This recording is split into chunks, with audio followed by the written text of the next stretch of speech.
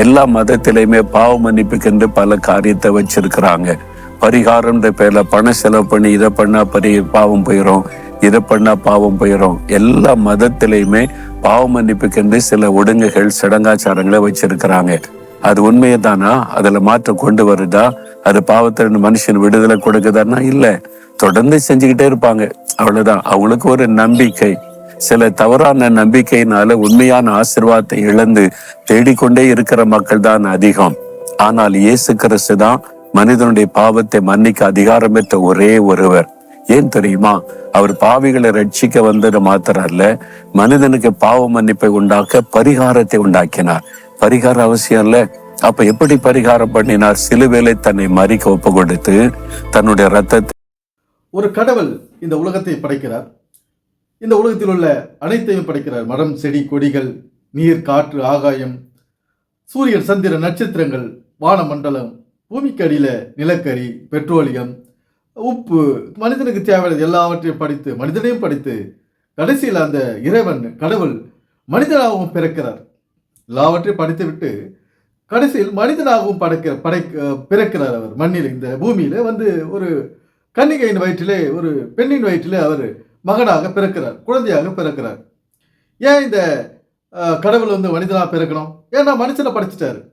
இந்த உலகத்தில் பசின்னு ஒன்று வச்சுட்டாரு இந்த வயிற்றுக்குள்ள. இந்த உலகத்தில் மனுஷன் வாழ்ந்தாகணும். அப்போது இந்த காலத்தில் பாருங்க, நம்ம பசியோடு இருந்த காலங்கள் எத்தனையோ. யாரும் வந்து சாப்பாடு எடுத்து வந்து கொடுக்கல. உழைச்சி சாப்பிட்டோம், அதுவும் போதாத கடன் வாங்கி சாப்பிட்டோம்.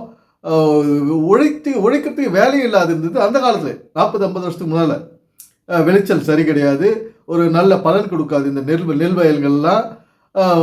நான் இப்போது 100 மூட்டை விளையிற இடத்துல அப்போ வந்து 30 மூட்டை, 20 மூட்டை, 15 மூட்டை நெல் தான் விளையும். இப்படிலாம் இருந்த காலத்தில் நம்ம இந்த பசிக்காக போராட்டம் பல நடந்தது. பசி போராட்டத்தை இந்த வயிற்றுக்குள்ளே வச்சுட்டு அந்த பசியை எப்படி போக்குறது என்ற வழியைத்தான் இந்த உலகத்தில் இயேசு கிறிஸ்து வந்து மகனாக பிறந்து அதை காட்டினார். இந்த உலகத்தில் எப்படி வாழணும், ஒரு மனுஷனாக வாழ்ந்து காட்டினார்.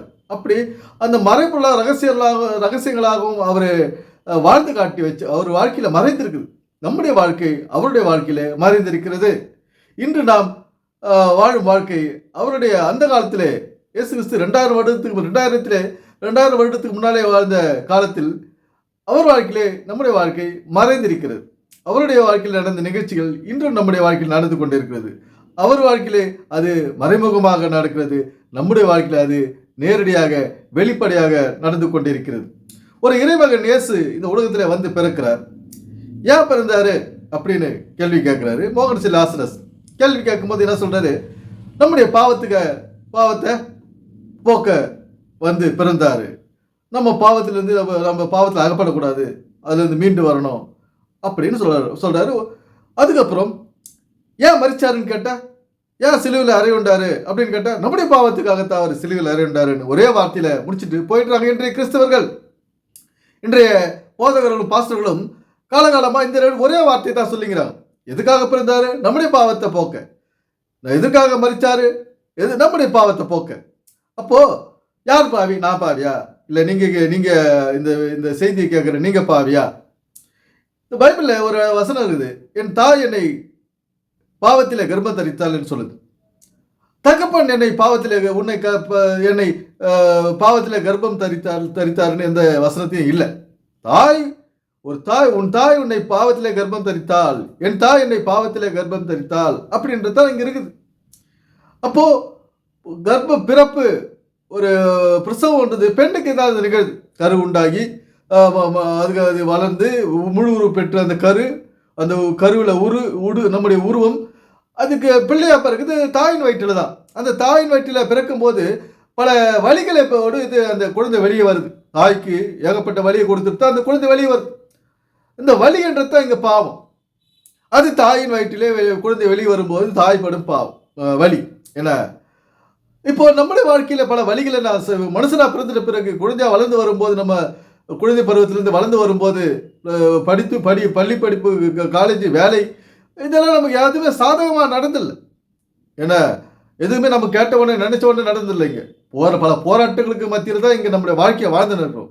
பல பற்றாக்குறைகள், பல உடல் வலிகளோடு தான் இங்கே வாழ்ந்து நிற்கும். இதுக்கடையிலே வியாதி வந்துடுது.